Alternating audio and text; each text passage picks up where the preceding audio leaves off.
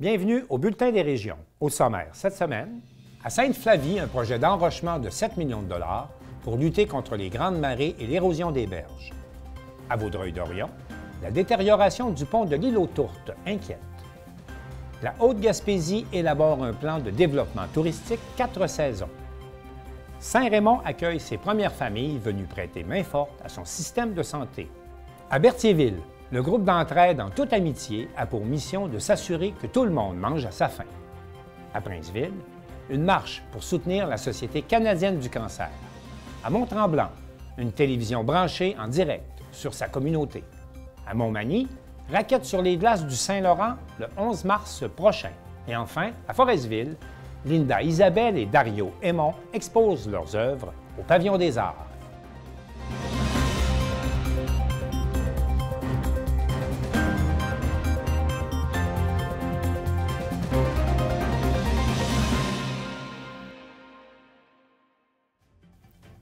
Le Bulletin des régions est réalisé grâce à la collaboration des télévisions communautaires autonomes associées à Cogeco. Vous verrez donc, au cours de la prochaine heure, des reportages qui vous proviendront de partout au Québec. Bonne émission!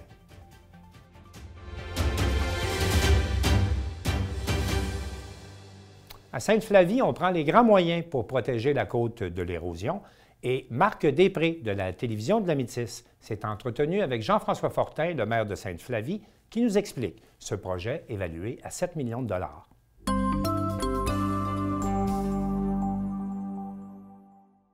Eh bien, Jean-François Fortin, ce soir, soirée d'information pour un projet de recharge de plage ou d'enrochement au niveau de Sainte-Flavie. Quand même, beaucoup de gens se sont déplacés. Oui, on a eu vraiment une belle affluence, là, près de 80 personnes à peu près qui sont venues écouter un peu les scénarios qui étaient proposés. La municipalité a été chercher des subventions pour protéger le secteur qu'on appelle le noyau villageois, le cœur des villages, là, grosso modo, entre le quai et le Centre d'art Marcel Gagnon. Alors, c'est un projet d'intervention qui nous permet de sécuriser les résidences, les commerces et l'ensemble des propriétés, en fait, du littoral. On avait fait, vous le savez, dans les dernières années, des interventions ailleurs sur le territoire pour permettre aux résidences qui étaient les plus vulnérables d'obtenir des subventions leur permettant d'être relocalisées ou même pour les propriétaires d'avoir une indemnité de départ. Alors là, ce qu'on a fait, c'est que volontairement, on a présenté un projet qui concernait le noyau villageois parce que c'est le tiers à peu près de la valeur foncière municipale. C'est quand même beaucoup d'interventions. Puis, bien, on ne voulait pas le voir dénaturé non plus par des relocalisations ou des démolitions. Alors, dès le départ, il y a 4 ans, la municipalité avait en tête de faire une approche qui était plus personnalisée pour ce secteur-là, qui a une valeur historique, patrimoniale également de notre communauté. Alors, pour le moment, bien, on a obtenu les fonds. On a obtenu 7 millions de dollars qui nous permettent de faire cette intervention-là. On a mandaté des firmes spécialisées pour travailler pour nous, donc le service de génie de la FQM, la Fédération québécoise des municipalités.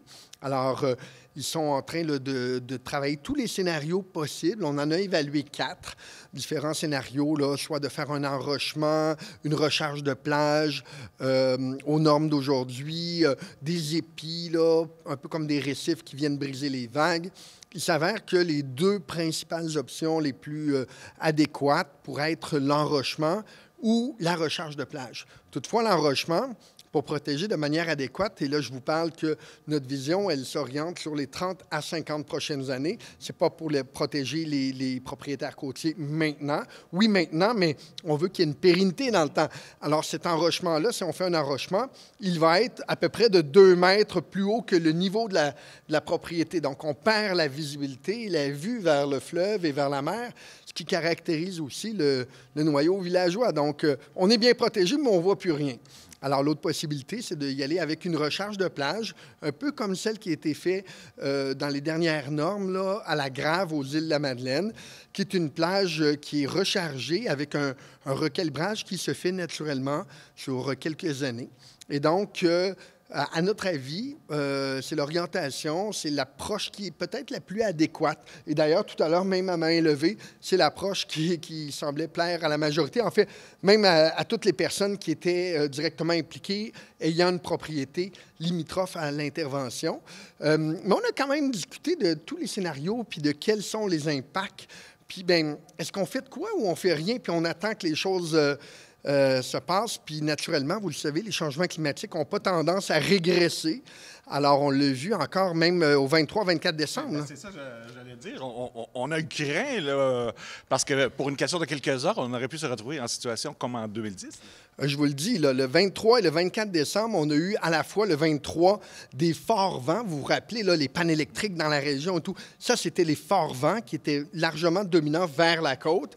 Et on a eu une pression atmosphérique qui était très basse. Le lendemain, le 24, on a eu à Sainte-Flavie des fortes marées qui ont engendré des débordements côtiers. On était obligé de fermer la 132, de faire des interventions chez quelques propriétaires. Donc, si on avait eu les deux événements superposés, c'est-à-dire à 12 heures d'intervalle, mais au même moment, on aurait eu des grandes marées plus fortes qu'en 2010 à Sainte-Flavie.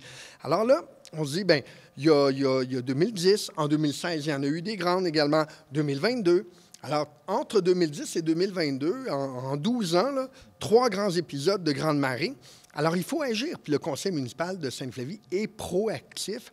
On est allé chercher des subventions. Et là, on voulait valider avec les gens, avez-vous une approche qui est préférable? On a entendu plusieurs choses. Ah, bien, ça va être important, oui, avec la recherche, peut-être de favoriser une végétalisation de la berge également. On a entendu, est-ce que c'est possible de mettre une couche visuelle du crémage, comme on dit, pour rendre plus belle les limes des sables. Donc, on a entendu plusieurs choses qui vont nous inspirer dans les actions qui vont être menées. Puis, bien, notre scénario, c'est d'aller de l'avant. La part de la municipalité, elle est à 1,3 %. C'est sur une période d'intervention qu'on peut décaler de 4 à 5 ans. On parle grosso modo d'environ 97 000 répartis. Il n'y aura même pas de hausse de taxes, ni rien d'impact sur le compte de taxes. Vous le savez, vous avez traité notre budget. On fait des pirouettes à Sainte-Flavie. Puis, bien, on fait une intervention qui, je dois le rappeler, permet de sécuriser le tiers de la valeur foncière de notre municipalité aussi. En sécurisant ce secteur-là, on sécurise des revenus à long terme pour notre municipalité. Donc, c'est stratégique également. Et il faut dire, bon, pour la distance, on parle du quai jusqu'à environ le centre d'art, donc 1,45 km. On s'en vient protéger au moins 90 résidences ou entreprises? Oui, bien, c'est un noyau villageois là, qui nous permet de protéger à la fois des résidences, des commerces, des entreprises agricoles, la route 132, qui est une route nationale, et, je dois le rappeler, les infrastructures municipales. On a l'aqueduc, on a l'égout qui est dans ce secteur-là. Donc, c'est une intervention qui est stratégique pour pratiquement à coût zéro pour la poche des Flaviens. On va chercher des financements de Québec, ministère de la Sécurité publique, qui font envie à bien des communautés côtières. Au-delà de Sainte-Flavie, vous le savez, il y a à peu près, on parle de 120, 130 municipalités côtières touchées par l'érosion et la submersion présentement au Québec. Et il n'y en a que 5, dont des grandes villes telles que, Sept-Îles ou les îles de la Madeleine, qui ont un contexte qui est un peu différent là, d'érosion. Mais Sainte-Flavie a levé la main. On a présenté un beau projet. On a été parmi les leaders de l'adaptation, puis on l'est encore aujourd'hui. On aime ça, les projets pilotes à Sainte-Flavie. Ça amène de l'argent neuf, comme on dit. C'est pas de l'argent qu'on prend dans la poche des contribuables. Et il faut dire, bon, pour donner une image un peu aux gens à la maison, ça veut dire qu'il va y avoir 15 000 voyages de camions qui seront nécessaires pour effectuer l'opération. Ah oui, c'est énorme, là. C'est 15 000. Bref, c'est un scénario là, d'une intervention qui débuterait en 2024, qui débuterait à l'automne 2024, donc après la période estivale de l'été. De toute façon, les camions n'auraient pas pu rouler dans le village en plein cœur de l'été. Et donc, septembre, et ça se finit en décembre 2024. Et on parle d'une quinzaine de mille de camions qui vont venir via des entrées stratégiques déverser sur la plage ce matériel-là de recharge dans le but de préparer une reconfiguration qui va permettre de protéger minimalement, on nous garantit 30 ans à 50 ans, mais on n'est pas des devins non plus avec les changements climatiques, mais dans tous les cas, c'est mieux que de ne pas intervenir et de laisser faire la tendance actuelle qui est de plus en plus accentuée. Et aussi, bon, les gens regardaient certaines images. Bon, si on prend l'exemple de la grave dont on parlait tout à l'heure, bon, ça donnait quand même des pentes abruptes. Mais Fiona est arrivée dans le décor. Et là-bas, bien, en un an et demi environ, la plage était faite. Effectivement, l'ouvrage, c'est prévu qu'il va se recalibrer. Donc, on met plus de matériel en haut en prévoyant déjà que le rythme des marées va permettre d'étendre les sédiments au-delà de la vue et donc en dessous de l'eau pour avoir une pente qui va freiner les grandes marées. Et là, en un épisode, Fiona, le recalibrage qui est prévu, généralement, ça prend de 0 à 5 ans. En une marée, c'est recalibré. Et donc, aux îles de la Madeleine, d'ailleurs, il y avait de très belles photos, ils ont rétabli la pente qui était prévue à l'origine. Et les gens étaient bien contents d'être protégés par cet ouvrage-là qui avait été fait quelques mois auparavant. Sans cet ouvrage-là, la plupart des maisons auraient été endommagées de manière importante.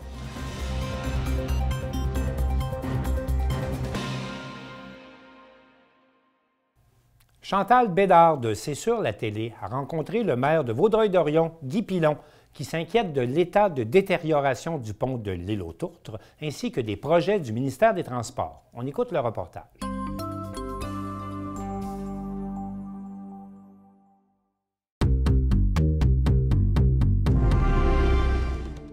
Lors d'un entretien à l'Hôtel de Ville, le maire de Vaudreuil-Dorion, Guy Pilon, nous a expliqué la situation liée au trafic du pont de l'île aux Tourtres. Oui, le dossier de l'Avent, on va commencer par le dossier de l'Avent. Ça fait 60 ans que ce dossier-là a été débuté. Les gens s'en souviendront pas, bien sûr. Étant donné que l'Avent n'est pas fonctionnel comme on devrait l'être, le pont de l'île aux Tourtres est COP, et comme vous voyez, présentement, le gouvernement va investir entre 300 et 400 millions pour le maintenir en vie avant la construction de l'autre. Et ensuite, ils vont le mettre à terre, bon, peu importe quoi. Et entre-temps, bien, il est tellement en mauvais état qu'ils doivent enlever des voies. Ça allait relativement bien tant qu'on avait 3 voies dans le sens du trafic et une voie dans l'autre sens, ou 2 voies. Mais depuis que ça a été coupé, c'est l'enfer. Les gens, je pense, il n'y a pas une journée où je ne reçois pas des courriels, je ne suis pas le seul, là. Tous les maires le reçoivent un peu. Et quand on a rencontré la ministre, la vice-première ministre, Mme Guilbeault, tout ce qu'elle nous a dit, c'est qu'avant le mois d'avril, c'est-à-dire après la période de neige et de gel-dégel, il n'y a pas moyen de récupérer 3 voies dans le sens du trafic. Bon, pas le gouvernement, c'est les fonctionnaires. Mme Guilbeault, elle est là, elle vient d'arriver, c'est une personne extrêmement intelligente, j'ai aucun doute là-dessus. Elle vient de Québec. Bon. Et là, elle se fait nourrir d'informations par ses fonctionnaires. Et les fonctionnaires, bien, je pense qu'ils l'ont mal dirigé, surtout qu'il y a une voie réservée où il n'y a pas d'autobus. Et toutes sortes de choses comme ça. La question que j'avais posée, vous avez instauré une voie réservée entre la jonction de la 30, de la 40 et aller au pont de l'île aux Tourtres, mais sur le pont de l'île aux Tourtres, est-ce qu'il y a une voie réservée pour l'autobus? Non, il n'y a pas de place. Ça vous donne quoi? Fait que là, non seulement ils vont accepter le transport, mais je pense qu'ils vont accepter aussi du covoiturage dans cette voie-là, parce que c'est une voie qui ne sert absolument à rien, mais elle est sur à peu près 3 km. Après ça, il faut que tu reviennes dans les allées où il y a plein de monde. En tout cas, ça, d'après eux autres, c'est leur façon de gérer ça. Mais on m'a dit qu'à partir du mois d'avril, on va retrouver quelque chose de 3-2, mais tout le temps dans le sens du trafic. Donc, ça, c'est leur... Ils n'ont pas de solution. Ils n'en ont pas de solution. Ils sont dans le trouble avec ça. Le pont de l'île aux Tourtres, ça va pas très bien. Je pense pas qu'on va récupérer jamais nos 6 voies. Et là, on nous explique qu'à cause de la neige... Mais c'est toutes des choses que... Madame répétait ce que les fonctionnaires ont dit simplement. Et j'ai eu une autre rencontre justement aujourd'hui avec les fonctionnaires du ministère des Transports. C'était à la MRC. Et là, ils nous expliquaient des choses, comme une autre aberration. Pour moi, la 30 bloque à tous les matins, direction Montréal, tous les matins, parce qu'on passe de 2 voies à 1 voie. Et là, on a dit, essaye de faire l'inverse, c'est-à-dire fais monter 2 voies, puis juste 1 voie par la 40. Mais là, c'est pas ça qu'ils veulent faire, là. Ils ont un projet de 50 millions pour élargir le viaduc qui passe par-dessus le chemin de fer. Donc, la 30 monter à 2 voies, et ils veulent garder la 40 à 2 voies. Donc, quelqu'un, n'importe qui, là, qui est, même sans être un gros technicien, OK, mais là, vous allez tomber à 3 voies après? Elle a dit oui. Et j'ai dit, et le pont de l'île aux Tourtres, il y a combien de voies? 3 voies. Alors, ça vous donne quoi de mettre 4 voies là, alors que vous, à moins que vous vouliez agrandir l'autoroute 40 jusqu'à Montréal à 4 voies, alors que vous savez très bien que ça va tomber dans un goulot, dans un entonnoir, juste avant Saint-Charles. Parce qu'il faut quand même le souligner, que ce soit la 20, la 40, le pont de l'île aux Tourtes, c'est la porte de Montréal, de l'Ouest pour tout le transport, Montréal, les États-Unis, l'Ontario. Justement, le lien entre Montréal et Toronto, qui par après c'est les États-Unis, c'est environ 70-75 de l'activité commerciale de la province de Québec. On parle de combien de voitures par jour? Environ 60 000, 65 000, mais c'est pas juste les voitures qui sont, c'est les camionnages. La 30, vous le voyez, la question que j'ai encore posée aujourd'hui, d'après vous, est-ce qu'il y a plus de camions entre Ottawa et Montréal ou entre Toronto et Montréal? Bon, c'est sûr que c'est Toronto. Et c'est ça, là, quand tu prends des camions qui prennent un espace de 3, 4, 5 voitures, c'est certain qu'on a besoin de moins. Puis moi, le problème qu'on a, quand la 30 bloque, ça c'est à tous les matins, qu'est-ce que font les gens sur la 30? Ils prennent les sorties pour Vaudreuil-Dorion. Soit par le boulevard industriel, par de la gare ou par Cité des Jeunes. Ils court-circuitent et ils vont tous rembarquer après ça au Château Vaudreuil. Ça, je l'ai expliqué un matin, tu sais, je veux dire, il y a un problème qui date de bien. Avant la pandémie, avant tout ça, c'était comme ça. C'est pour ça qu'on vous demande de mettre 2 voies qui montent. Mais des nouvelles idées, ils n'en ont pas. Eux autres, ils se fient à leurs calculs. Bon, c'est parfait, allez-y, faites vos calculs, puis c'est correct. Ils nous disent c'est 20 minutes par jour. Il faut le voir pour le croire. Parce que là, en plus de la 30, on a le pont de l'île aux Tourtes présentement. Et comme je vous dis, c'est tout ça, c'est vraiment sur plusieurs kilomètres maintenant. Puis comme on ne peut pas se rabattre sur la 20, parce qu'à l'île Perrot et à Vaudreuil-Dorion, c'est 5 lumières, c'est des lumières, c'est bon. On n'a pas l'alternative. Ils auraient dû, tant qu'à moi, finaliser la 20. Et ensuite de ça, on peut prendre des travaux. Peut-être qu'il n'y a pas le choix. Et au moins, les gens auraient eu une fluidité sur la 20. Et au lieu de passer ici par la 40, bien, ils auraient peut-être continué sur la 20, sortir à Kirkland un peu partout pour revenir dans la 40. On dirait qu'ils n'ont pas ils n'ont pas la vision globale de... Mais c'est tout le temps... on va faire une étude d'impact, puis tata.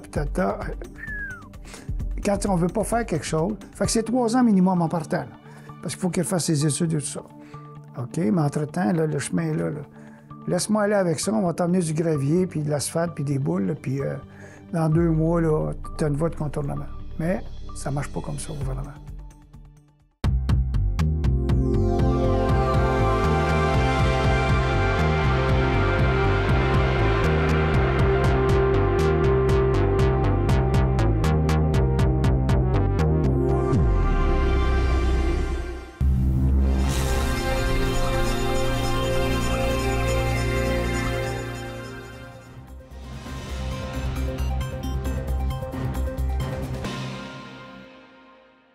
La MRC de la Haute-Gaspésie investit 500 000 dans un plan de développement touristique et Marie-Claire Roy de la télévision de la Haute-Gaspésie s'entretient avec le préfet Guy Bernatchez.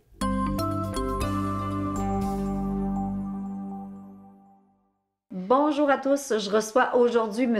Guy Bernatchez, qui est préfet élu de la MRC de la Haute-Gaspésie. Bonjour. Bonjour Marie-Claire. Ça va bien? Ça va très bien, merci. Vous? Aujourd'hui, on est là spécialement pour parler d'un gros projet qui s'appelle le plan de développement touristique des Chic-Chocs et de la Haute-Gaspésie. Qu'est-ce que c'est ce plan-là? Bien, le plan, entre autres, c'est un gros projet qu'on a mis de l'avant avec les acteurs du milieu à la MRC. On est l'entité porteur de l'élaboration de ce plan-là, mais on a travaillé avec plein d'acteurs du milieu au niveau récréo-touristique. Au début de mon mandat, quand j'ai été élu, là, en novembre 2021, j'entendais parler de la possibilité d'élaborer un tel plan. Donc, j'ai rallié les acteurs du milieu. Le CLD, à l'époque, est devenu l'entité porteur. Puis, on a devenu éligible à une subvention de DEC Canada. Avec l'aide de notre ministre ici, Mme Diane Leboutier, on a une subvention de tout près d'1,5 million de dollars pour élaborer ce plan-là. Donc là, au fil du temps, bien, on a fait affaire avec une firme, bien entendu. On a un comité de suivi, comité de partenaires, puis plusieurs rencontres ont été faites au fil du temps. Donc, on va le présenter en avril. Puis, ce plan-là, bien, il va servir, ça va être un dossier qui va être extrêmement important pour la suite des choses dans le développement récréo-touristique de notre région, 4 saisons. Mais c'est ce que je voulais justement vous poser comme question. Ça consiste en quoi, ce plan-là? Bien, moi, je tenais à ce que ce plan-là englobe tout le territoire. Parce que bien souvent, la Haute-Gaspésie, on peut souvent parler avec le parc de la Gaspésie, hein, que Saint-Anne-des-Monts est la porte d'entrée du parc de la Gaspésie, qui est notre locomotive pour attirer les touristes dans notre coin de pays. Mais de les Capucins à Sainte-Madeleine de Rivière-Madeleine, il y a plusieurs beaux endroits où on veut développer, améliorer nos infrastructures d'hébergement, de restauration, infrastructures pour la pratique de plein de loisirs au niveau du plein air. Alors, ce plan-là, il rallie tous les gens de la communauté de la Haute-Gaspésie. Puis, l'objectif est d'avoir un document qui va bien se présenter, faire la représentation politique. Okay. Alors moi, quand il viendra le temps de rencontrer des hauts fonctionnaires, des chefs de cabinet, des députés, des ministres, pour faire avancer des beaux projets de toutes les municipalités de la Haute-Gaspésie, avec ce document-là, on va retrouver une solidarité régionale qui fait que chacun des projets va avoir son importance. Donc ça, là, au niveau politique, ça vaut de l'or. Parce que si on donne l'image de que tout le monde tire sa couverte pour avoir sa part, bien, ça devient dur pour les décideurs de faire des choix. Mais tandis que là, on va arriver avec de quoi de concret, de bien structuré. Puis ce plan-là, on le fait sur une période de 10 ans. Donc, pour les 10 prochaines années, comment on imagine notre coin de pays pour attirer des touristes 4 saisons? Mais comment vous imaginez justement votre coin de pays? Bien, en ce moment, là, comme je le dis souvent, on n'est pas parti de zéro. Hein? On a quand même de quoi de très bien dans l'offre en ce moment, que ce soit culturel, récréo-touristique, le ski hors piste, le fat bike, le trekking, à Mont-Saint-Pierre avec le vol libre, la présence de la CEPAC à Sainte-Madeleine de Rivière-Madeleine, chez la réserve faunique de Chic-Choc, le parc de la Gaspésie. On a plein de petites entreprises qui se sont développées au fil du temps, on est riche de monde qui ont beaucoup d'ambition pour la Haute-Gaspésie. Mais c'était justement d'emmener ça, tout le monde ensemble, pour s'élever d'un palier. Moi, je parlais souvent de devenir le Banff de l'Est de l'Amérique du Nord, comme destination. Idée. Oui, c'est extraordinaire. Alors, c'est l'objectif, c'est le but. Puis comme ça, on sait qu'on a un seuil migratoire positif depuis quelques années en Haute-Gaspésie. On veut que ça continue. Puis on veut créer des emplois intéressants dans le récréo-tourisme pour que les gens qui viennent s'établir ici puissent y travailler à l'année. Pour pas que ça demeure juste du saisonnier comme qu'on a connu dans le passé avec le tourisme estival, si on veut. Alors l'hiver, c'est bon pour nous. L'hiver, c'est bon pour nous, puis il y a de quoi qu'on a naturellement en grande quantité. On appelle ça de la neige. On n'a pas besoin d'en faire ici. On l'a tout naturellement avec les hauts sommets. Alors, on devient un produit niche pour la pratique de beaucoup de sports, dont le ski hors piste qui prend beaucoup d'ampleur ces dernières années, puis qui continue à en prendre. Donc, on veut bien se positionner dans les prochaines années par rapport à tout ça. Merci, Guy Bernatchez. Merci.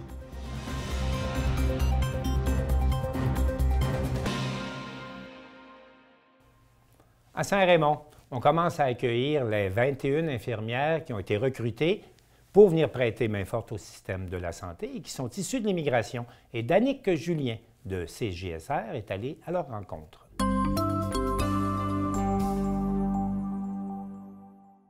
Un bonjour très spécial à notre nouvelle famille qui vient d'arriver de très loin, du Cameroun. L'une des 13 familles immigrantes qui joindront Portneuf d'ici le 27 mars prochain est arrivée dans la région après l'initiative du CIUS de la capitale nationale qui cherche à recruter des infirmières provenant de l'étranger. Les intervenants du milieu étaient réunis ce lundi matin pour les accueillir. Vous avez choisi de vous établir dans Portneuf, et bien maintenant, c'est à Portneuf de démontrer à quel point on est heureux de vous avoir avec nous et à quel point on est chaleureux. Vous verrez que ce ne sera pas compliqué. Moi-même, je suis issu de l'immigration. Je viens d'un peu plus proche que vous ne l'êtes, puisque je suis originaire de France. Et j'ai choisi de m'établir ici dans Portneuf, et je peux vous assurer que les gens ont vraiment été très, très accueillants. Et d'ailleurs, la démonstration, c'est qu'ils m'ont même confié cette responsabilité de les représenter à l'Assemblée nationale. Donc, c'est l'occasion de vous dire que tout est possible quand on s'installe dans Portneuf. Vous verrez, c'est vraiment un territoire extraordinaire, mais qui est surtout animé par des hommes et des femmes qui aiment leur région et qui aiment surtout la partager. Au total, ce sont 21 infirmières qui vont joindre les rangs du CIUS de la capitale nationale dans la région de Portneuf. Chacune d'entre elles devra suivre une formation à Saint-Raymond afin d'avoir une mise à niveau pour répondre aux exigences de l'Ordre des infirmières et infirmiers du Québec. Donc, comme on le disait avec M. Duplain, on a une proportion qui est ici à Saint-Raymond, on en a une autre proportion qui est à Saint-Marc-des-Carrières, puis on en a aussi à Saint-Basile-et-Portneuf. Donc, ils vont être vraiment répartis sur l'ensemble du territoire portneuvois. Mais au 27 mars, tout le monde sera arrivé parce que la formation débute le 31 mars. De ces familles, 29 personnes vont s'établir directement à Saint-Raymond, ce qui rend le maire, Claude Duplain, enthousiaste. Je dirais que c'est énergisant. C'est 29 nouvelles personnes qui vont arriver à Saint-Raymond, des personnes immigrantes de couleur, avec qui on va travailler. C'est sûr que je dirais que moi j'ai l'habitude, le monde savent que j'ai adopté 2 Haïtiens il y a 40 ans. Aujourd'hui, ce sont de nouvelles familles qui arrivent, venir participer à la communauté. Ça, je trouve ça vraiment extraordinaire. Pour les enfants du niveau primaire, il y aura une rentrée à l'école graduelle. C'est qu'on est déjà en lien avec le centre de services scolaires où chaque jeune est inscrit dans son école de quartier. Heureusement, il y a eu une belle mobilisation. Donc, graduellement, ils vont intégrer, si on pense à notre première famille ici, dans le fond, ça va être dès le retour de la relâche parce que là, ils sont en adaptation, ils vont s'intégrer.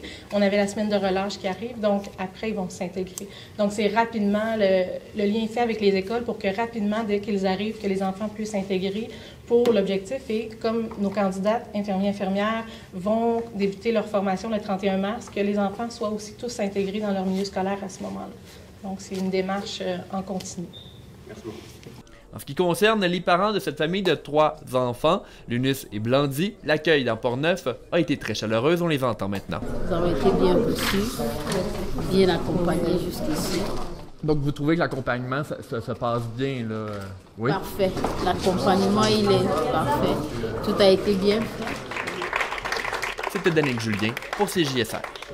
Encore une fois à Blandine, à Lunus.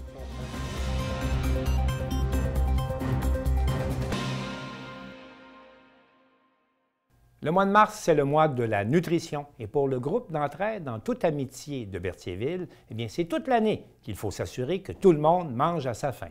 Un reportage de l'équipe de CTRB.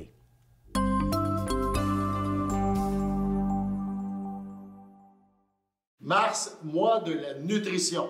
Acteur important dans sa communauté, le groupe d'entraide en toute amitié, le GETA, joue un rôle majeur sur le territoire de la MRC de Dautré, dans la Naudière. Dépannage alimentaire, repas communautaires, services alimentaires pour les gens défavorisés, le GETA prépare même des centaines de collations pour les élèves des écoles du coin. CTRB a rencontré Stéphanie Ross en charge d'une petite équipe dynamique et de nombreux bénévoles. Pour son groupe, l'entraide au sein de la communauté est au cœur de leur action. Mon rôle ici, c'est surtout au niveau des cuisines. Donc, je gère 4 employés en cuisine. Je fais leur horaire, qu'est-ce qu'ils ont à faire toute la semaine. On sort pour à peu près 900 déjeuners par jour pour l'école primaire et l'école secondaire à Berthierville. Grâce au Club des petits déjeuners, on offre ce service-là aux élèves de Berthierville et aussi en collaboration avec le programme Écollation. Donc, ils peuvent avoir un produit céréalier, un produit protéiné et un fruit et légumes à tous les jours de la semaine à ce moment-là. Il y a aussi un traiteur qui est affilié à l'école primaire pour les enfants qui désirent avoir accès à ce service-là. Les enseignants, quand ils détectent des enfants qui se nourrissent moins bien ou qui en auraient besoin, ils nous les réfèrent. Puis nous, à ce moment-là, on paie le service traiteur pour que ces enfants-là aussi y aient accès. On a le dépannage alimentaire qui aide une centaine de familles à chaque semaine ici à l'organisme. Donc, les familles se présentent ici pour s'enregistrer en tant que membres de l'organisme. Ensuite, ils peuvent venir là, à toutes les semaines chercher du dépannage alimentaire. Pour les familles qui sont 1 ou 2 personnes, c'est 10 $ par mois. Les 3 et 4 personnes, c'est 15 $ par mois. Et les 5 et plus, c'est 20 $ par mois. Ils payent, puis ils peuvent venir là, à tous les jeudis chercher la nourriture. Moi, je m'assure, des fois, on a des fonds pour combler ce que Moisson La Naudière nous donne. Puis les autres commerçants aussi autour sont généreux, puis nous donnent des trucs. Je m'assure qu'il y a de tout à tous les jeudis. Ici, à l'organisme, on a le repas communautaire les mercredis. C'est un service offert aux membres gratuitement. Les non-membres peuvent y participer. C'est au coût de 5 $ à ce moment-là. Avec les restes, ce qu'on fait, c'est qu'on prépare des petits plats qui sont en vente à la friperie L'Abbaye-Tout à des coûts là, vraiment pas chers. C'est 4 $ environ, puis 1 $ de moins quand tu es membre. Donc, on vend de la soupe, sauce à spaghetti. Souvent, on a du poulet général Tao, des pâtés chinois, des choses comme ça que les gens peuvent venir acheter ici là, en format individuel. En cuisine, on a 4 employés. C'est grâce à notre association avec le Club des petits déjeuners puis les collations. Grâce à ça, je peux avoir 4 personnes en cuisine.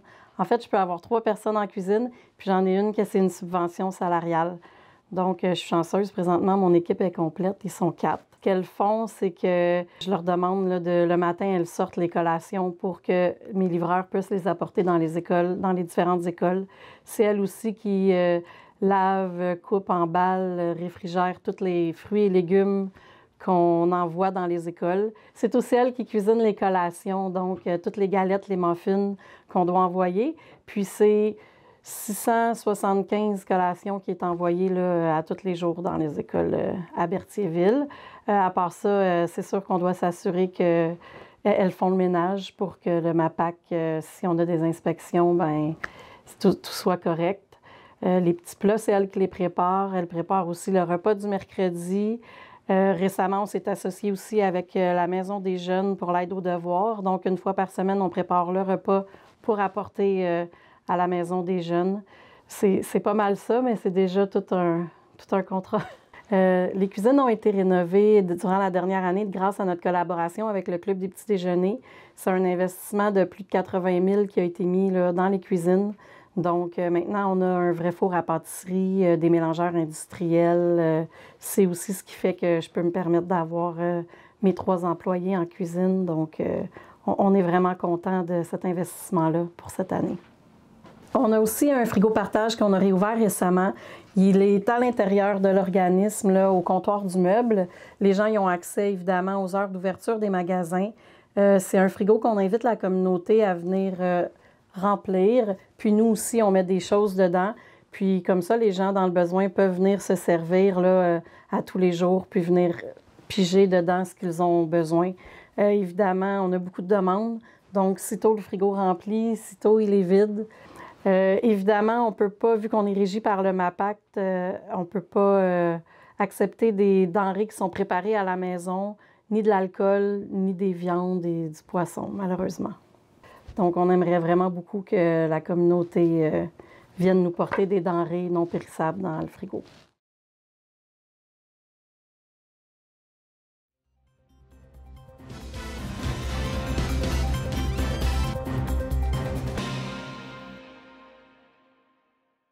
Sylvana Suarez de la télévision de l'Érable nous présente le relais pour la vie hivernale, une marche de nuit organisée au profit de la Société canadienne du cancer.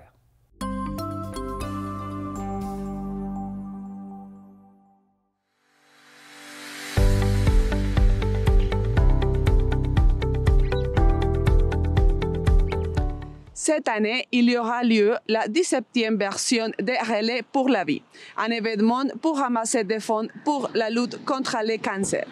Les activités organisées consistent à marcher dans les chemins pour symboliser la persévérance face au cancer avec des luminaires qui nous rappellent les personnes qui ont perdu la vie à cause de cette maladie. Nous sommes dans le centre communautaire Pierre Prince à Princeville pour participer à une conférence de presse qui annoncera les prochaines activités du Relais pour la vie 2023. Hey, bonsoir tout le monde. Bonsoir. Merci d'être présent pour notre ouverture officielle de Relais pour notre 17e édition à Plessisville. Il me fait plaisir de vous souhaiter la bienvenue à tous. Les médias, les télévisions communautaires, Sonia Nolette, nos coprésidents d'honneur Anne-Marie et Pierre Paré, nos dignitaires et Jean de la MRC d'Érable et des environs. Merci beaucoup d'être présents. La 17e édition du Relais pour la vie de la MRC d'Érable se déroulera les 10 et 11 juin prochains sur le magnifique site enchanteur du parc de la Rivière-Bourbon. Il y a toujours 3 étapes très importantes au Relais. C'est l'ouverture avec nos ambassadeurs, il y a l'illumination des luminaires, puis le dévoilement final de cette édition le lendemain matin, le dimanche à 7 h. J'inviterai nos co-présidents d'honneur cette année, M. Pierre Paré et Mme Anne-Marie Paré. J'étais là pour mettre en œuvre cette activité-là qui va se dérouler au mois de juin, qui va avoir son apogée au mois de juin. Alors, c'est une belle activité. Et puis, ce que je constate à travers tout ça, c'est qu'ils sont vraiment porteurs du nom de l'activité, qui est le relais pour la vie.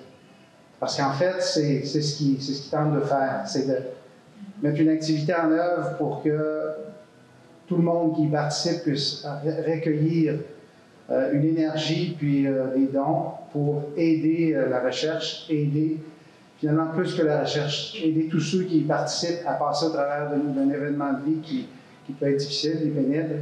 Plus de 700 équipes depuis que vous avez commencé la première édition. C'est vraiment incroyable. C'est un honneur pour nous, pour Machinec, de contribuer cette année à notre façon. Bon, bien, je suis ici ce soir parce que c'était mon chum qui avait décidé qu'il était comme ambassadeur cette année. Je crois pas non. Malheureusement, Stéphane est parti en novembre dernier. Mais on est très fiers d'être là, puis on va continuer de poursuivre pour la cause parce que, excusez-moi, lui, Stéphane, il est décédé d'un cancer au cerveau, ça faisait 14 mois qu'il était là-dedans. Il était super fier d'être ici. Je peux dire qu'il était content d'être ambassadeur cette année. La raison principale pourquoi il voulait l'être, c'était justement pour être une fierté. Il était fier de ce qu'il avait fait. Il était fier d'avoir traversé la maladie comme il était. Je vais vous dire que je ne connais pas grand monde qui est aussi positif que mon chum pouvait l'être. En fait, la SCC, la Société canadienne du cancer, a 3 volets.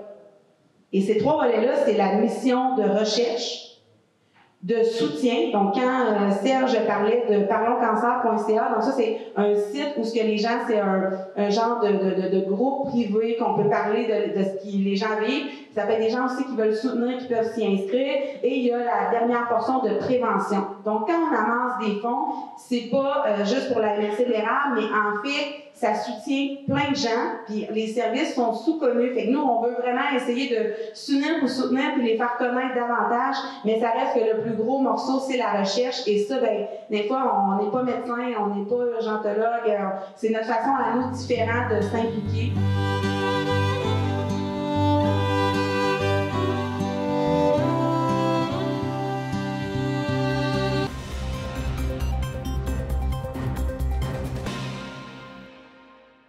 La télévision des Laurentides vient d'acquérir des nouveaux équipements qui lui permettent de diffuser en direct partout sur son territoire, comme le font les grands réseaux.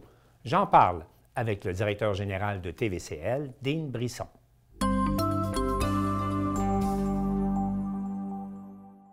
Dean, bonjour. Bonjour, Martin. Bon, Dean, expliquez-nous, qu'est-ce que c'est que cet équipement qui vous permet maintenant de faire de la télévision en direct un peu partout sur votre territoire? C'est une technologie qui existe depuis un certain temps qui s'appelle le Live U, qui se trouve à être un serveur et un émetteur que le caméraman porte sur lui à la ceinture ou en pack-sac. Et la caméra est pluguée dans ce petit pack-sac-là qui, lui, par des cartes SIM, plusieurs cartes SIM dans un... Comme on a dans nos téléphones portables. Dans nos téléphones. Oui. Alors, ce boîtier-là a 4 cartes SIM ou 5, là, et il choisit le meilleur signal pour envoyer ce que le caméraman fait en studio. Et ensuite, c'est transmis pendant un live, comme le bingo, par exemple. Dean, ça y est? Ah oui, on est en onde. Ben oui, on arrive chez la prochaine destination. Là, je cherche l'adresse, là. Mais je veux pas voler le punch parce que c'est sa fête. Fait faut pas qu'elle sache. Encore jusqu'à tout récemment, là, quand on voyait arriver les grands réseaux faire de la télévision en direct, c'était des camions, des antennes, puis beaucoup d'équipements. Êtes-vous en train de me dire qu'un petit pack-sac remplace tout ça maintenant? Oui. Effectivement, les besoins de camions ont diminué, la technologie s'est améliorée, est plus rapide, plus fiable, et le Live en question maintenant remplace ces gros camions-là, effectivement. Là. On part de la caméra, on s'en va dans le diffuseur, l'émetteur, qui lui s'en va directement à la station.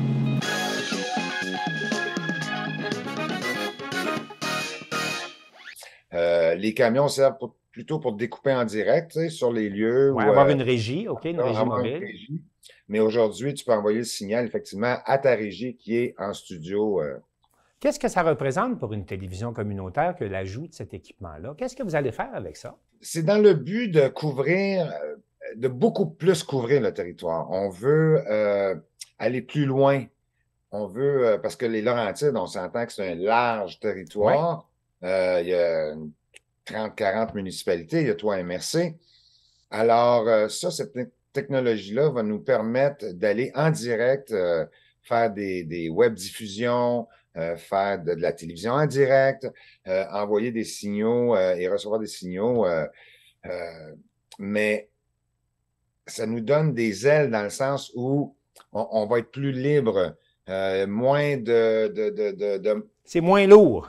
Moins lourd, moins de tournage, moins de montage, on prend les cartes, on les met dans l'ordinateur, on fait du montage pour faire l'émission. Tandis que là, c'est monté en direct, découpé en direct, et on vient de sauver, évidemment, des heures et des heures de download puis de montage. Parce qu'il faut le dire, c'est quand même un investissement important. Comment une télévision communautaire, avec les marchés limités que nous avons, là, comment on fait pour financer des équipements comme ceux-là? Heureusement, plusieurs des télécommunautaires sont soutenus par le ministère de la Culture et des Communications. Oui. Ils ont plusieurs volets de financement pour toutes sortes d'opérations, que ce soit des projets en culture, avec les aînés, la famille, les Autochtones, et ils ont aussi des volets de mise à jour d'équipement. On a eu aussi des subventions préalables à ça pour de la mise à niveau au niveau numérique, tu sais, qu'on arrange le site Internet, qu'on se mette au goût du jour, si on veut. Oui. Et technologiquement aussi, le ministère appuie ces démarches-là pour, justement, certaines télévisions ont des équipements désuets, ils ont une caméra de brisée. Ils sont là pour nous soutenir, pour aider financièrement, parce qu'une télé communautaire n'aurait pas le moyen d'acheter. Ça coûte à peu près combien, là, grosso modo, un équipement comme celui-là? Un peu moins de 30 000 $ usagés, comme nous, on a payé. Mais on comprend que vous êtes maintenant équipés comme le sont les grands réseaux. On parle de TVA, on parle de Radio-Canada. Ce sont des équipements qui sont actuellement utilisés par les grands réseaux. C'est la même chose qu'on voit à TVA ou à Radio-Can quand les gens sont en direct de quelque part, là, oui. Est-ce que ça prend beaucoup de formation? Pas vraiment. C'est vraiment assez simple. Un coup que c'est setupé, les adresses IP fixes sont données par les techniciens et tout ça, là, c'est facile. Le caméraman roule ça, power. Maintenant, on sait qu'à TVCL, vous êtes plein d'idées. À quoi ça va servir prochainement, ce nouvel équipement? Qu'est-ce que vraiment... Où vous allez l'appliquer, ce nouvel équipement? On va s'en servir pour des diffusions d'événements culturels, sportifs de tout genre qu'on a. On a beaucoup d'événements, hein, évidemment. Comme par exemple, vous pourriez suivre une partie de hockey maintenant. Oui, envoyer le signal où on veut. OK. Oui, on peut, au lieu d'être obligé d'enregistrer, faire du montage. Là, c'est tout direct. Tu sais. Fait que là, on peut envoyer ça à la station, découper nos caméras en direct et envoyer le signal soit à la télévision ou en web diffusion. Alors, Dean Brisson, on peut dire que prochainement ou à partir de maintenant, vous serez branché en direct sur votre communauté? Ah oui, on est branché en direct. Ça pourrait être le nouveau slogan. Écoutez, pendant le bingo, on a fait une surprise à une dame, comme vous allez voir. Oui, bien justement, on voit des extraits dans notre reportage, là. Et en anglais, on appelle ça un game changer. Là. On peut arriver n'importe où, surprendre quelqu'un, aller voir nos détaillants qui vendent nos cartes de bingo, aller voir un commanditaire même en direct pendant une émission en direct comme le bingo. Ça va être très, très, très utile pour couvrir plus large, être plus impliqué et plus présent sur le territoire. Dean Brisson, merci beaucoup pour ces explications en espérant que ça inspire d'autres télévisions à s'équiper pour être en direct branchées sur nos communautés. On remercie évidemment le ministère de la Culture et des Communications. Et nous, on va faire un suivi là-dessus. Merci beaucoup, Dean Brisson.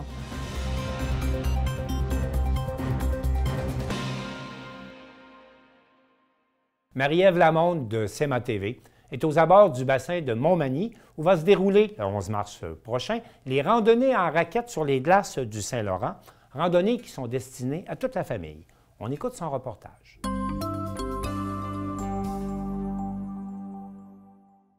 On vous invite à aller faire de la raquette sur le fleuve le 11 mars prochain. Oui, sur le fleuve Saint-Laurent, à la hauteur de Montmagny. Et l'instigateur de ce projet, je dirais le tout premier instigateur, c'est M. Gilles Gagné, qui est juste ici à côté de moi. De l'autre côté, vous avez reconnu sur Patrick Morancy, qui a organisé tout ça, cette idée de fou-là. On va commencer avec M. Morancy, peut-être. Justement, d'où vous est venu à l'oreille que ça existait, des randonnées sur le fleuve? Bien, c'est mon ami Gilles là, qui, depuis 5 ans, organise ça de façon personnelle. Puis bon, de plus en plus, ça prenait de l'ampleur. Donc, j'ai offert d'avoir que la ville puisse l'aider pour ça. Il y a des risques, hein, ça fait que donc, je trouvais ça important de pouvoir structurer l'activité comme il faut. Puis, d'en faire une activité touristique aussi. Je trouve que notre fleuve, on le voit peu, malheureusement, dans le coin. On l'utilise aussi assez peu, pourtant. En tout cas, certains l'utilisent peu. Donc, l'idée, c'est ça, c'est de rendre le fleuve aux citoyens. On pourrait dire que c'est le magnifique fou derrière cette idée, M. Gilles Gagné. Ça vous est venu comment, l'idée d'aller marcher sur le fleuve? On s'est toujours fait dire de pas s'en approcher ou à peu près, là, l'hiver. Bien, c'est un plan de fou. Moi, j'aime pas faire comme les autres, donc je reste devant le fleuve, puis j'adore faire la raquette depuis des années, donc je me suis mis à aller marcher sur le fleuve. Au début, je marchais comme tout le monde, un peu craintif, mais d'année en année, j'ai appris à apprivoiser les glaces du fleuve, et puis ça fait plus de 15 ans que je marche là, en raquette sur le fleuve. Puis je faisais remarquer à Patrick cet après-midi, puis Gilbert, l'autre monsieur qui était avec nous comme pour guide, je leur ai montré les trajets. On était à plus qu'1 kilomètre au large là, sur les glaces. Fait que c'est merveilleux à voir. C'est un terrain de jeu que tout le monde devrait découvrir.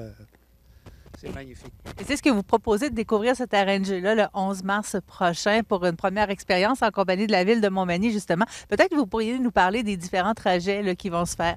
Oui, bien tout va partir d'ici à Montmagny à l'espace citoyen. Puis en principe, on se dirige vers l'est pour avoir le vent dans le dos, que ça soit un peu moins froid. Si les vents sont contraires, on va aller partir du point B pour revenir au point A.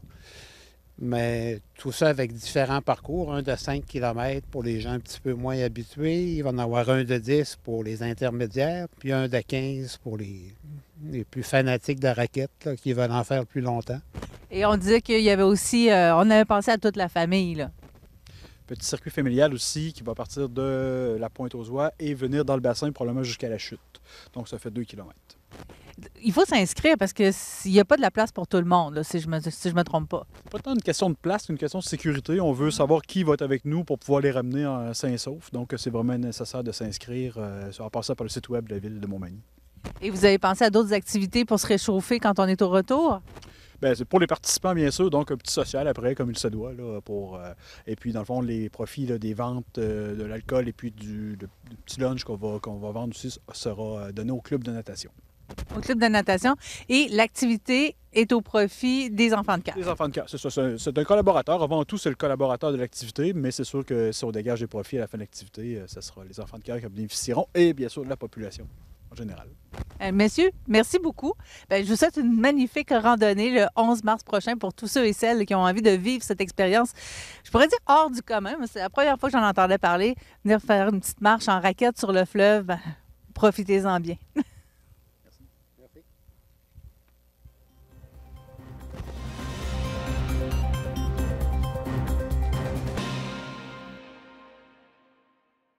Linda Isabelle et Dario Aymon exposent leurs œuvres au Pavillon des Arts de Forestville. Un reportage de Joanny Godreau de la Télévision du Littoral.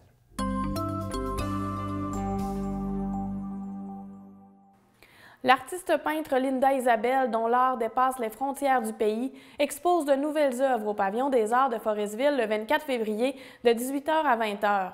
Elle était accompagnée de son conjoint Dario Aymon, qui en était à sa première exposition. Oui, pour une première exposition à Forestville, encore mieux parce que c'est mon petit coin. À la salle de spectacle, encore mieux encore parce que la salle est super belle, ça se prête bien à tout ça. Pour une première, je suis très content.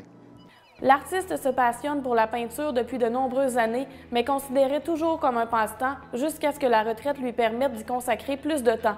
Il admet également avoir été inspiré par sa conjointe qui vit de son art depuis maintenant 10 ans. À la base, Dario travaillait surtout au airbrush. Son style a donc évolué au fil du temps, mais il demeure très instinctif et brut. Le Forestville a déjà vendu quelques œuvres grâce au web et récemment, il a offert gratuitement un tableau de grande dimension au comité de spectacle de Forestville qui sera exposé dans l'entrée du pavillon des Arts. De son côté, Linda Isabelle ne cesse de surprendre avec sa créativité et ses œuvres dont le style lui est propre. Elle présentait ce soir-là des toiles qui datent de 2022, mais surtout de nouvelles créations peintes cette année. Depuis 2 ans, elle n'avait pas fait de porte ouverte par manque de temps.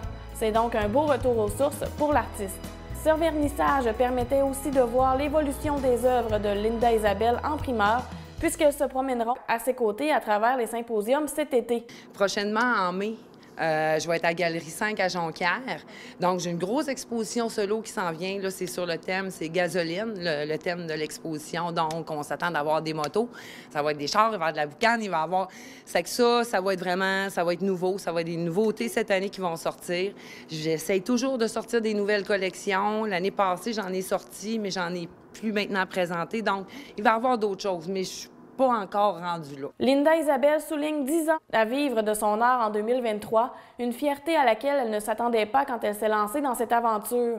Elle est maintenant représentée dans des galeries partout au Québec, à Vancouver et depuis tout récemment à Gap, en Haute-Alte, en France. J'ai des beaux projets. Je veux y aller aussi moi, personnellement, parce qu'avant la COVID, on s'avait déplacé. Dario était venu avec moi justement pour le transport, tout ça. Lui, il n'avait pas exposé, mais je pense que ça a encore plus donné la piqûre aussi. Sortir les tableaux, lâcher le airbrush, tout ça, il y a comme eu une transition qui s'est faite. Mais ça, il faut y retourner. Donc, aller voir les galeries, il y a plein de projets là, qui s'en viennent encore. Il est possible d'en savoir plus sur les 2 artistes sur le site web de Linda Isabelle, un excellent moyen de se procurer un tableau du couple. On peut aussi les contacter via leur page Facebook.